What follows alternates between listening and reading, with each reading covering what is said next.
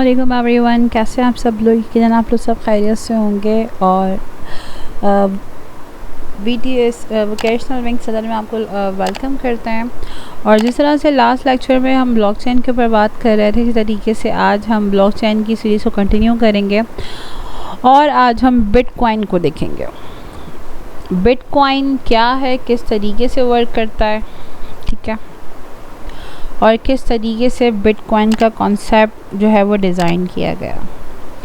सबसे पहले याद रखिएगा, किसी भी चीज़ को डिज़ाइन करने से पहले एक आइडिया जनरेट होता है, और ये आइडिया 1982 के अंदर डेविड जॉम ने फर्स्ट टाइम इस आइडिया को जनरेट किया, एक कॉन्सेप्ट को जनरेट किया जिस पे उन्होंने कहा कि ई कैश के हवाले से एक डिजिटल करेंसी इंट्रोड्यूस कराई जाए, जिसके अंदर पेपर मनी का कॉन्सेप्ट या पेपर का कॉन्सेप्ट बिल्कुल ही ख़त्म हो जाए। डेविड जॉन ने जो है वो डिजी कैश के नाम से एक कंपनी बनाई थी, और उस कंपनी के अंदर उन्होंने ई कैश को इंट्रोड्यूस कराया था। ई कैश का मतलब ये लाइक दैट कि अगर आप किसी भी पर्सन को या सेकंड पार्टी को आप कोई भी कैश ट्रांसफ़र करना चाह रहे हैं, तो वही सेंट्रलाइज मेथड था, कोई ना कोई मिडल मैन बीच में ज़रूर था जो ये क्लियरिंग हाउस के ज़रिए क्लियर करता था कि जिस पर्सन ने ट्रांजैक्शन की है क्या उसके अकाउंट में इतने पैसे हैं कि वो ट्रांजैक्शन कर सके, क्या ट्रांजैक्शन करने के बाद उतने ही अमाउंट की ट्रांजैक्शन हुई जितने की रिक्वायर्ड थी। तो उस वक्त ये सेंट्रल क्लियरिंग हाउस वहाँ मौजूद थे, लेकिन फिर आगे जाकर ये डिजी कैश का जो आइडिया था वो फ्लॉप हुआ, और 1998 को डिजी कैश की जो है कंपनी वो बैंकरप्सी हो गई। इसी के साथ, क्योंकि उस वक्त वही इशू था, सेंट्रलाइज बॉडी, उस वक्त भी बैंक्स मौजूद थे और ट्रांजैक्शन करने के लिए आपको मल्टी बैंक्स की तरफ जाना पड़ता था।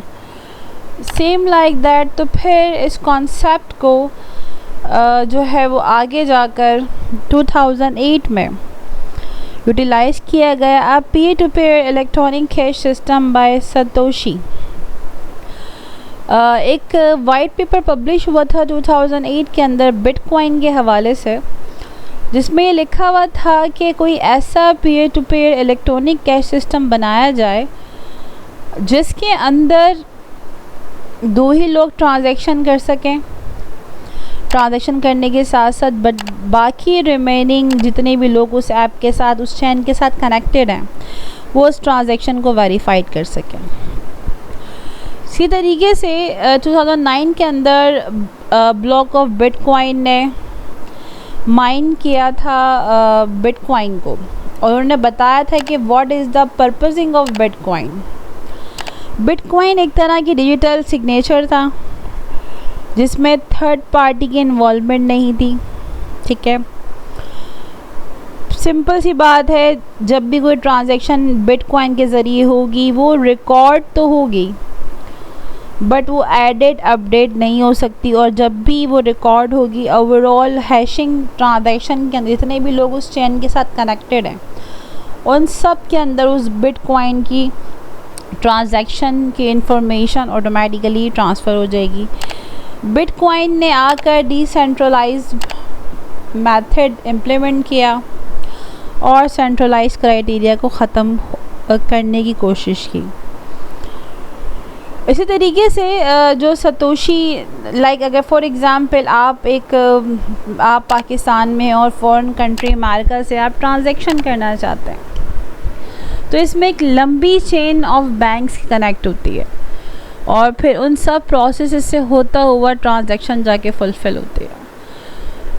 लेकिन यहाँ पर बिटकॉइन के पर्पस के अंदर ये था कि आप जो भी ट्रांजैक्शन कर रहे हैं वो सिर्फ़ आपके साथ या सेकंड पार्टी के साथ इन्वॉल्वमेंट के थ्रू हो जाएगी, और बाकी सबको सिर्फ इंफॉर्मेशन मिल जाएगी इन फॉर द वेरिफिकेशन। अगर आप कभी चेंज भी करने की कोशिश करें तो वो अमेंडेबल या चेंजेबल नहीं होगी।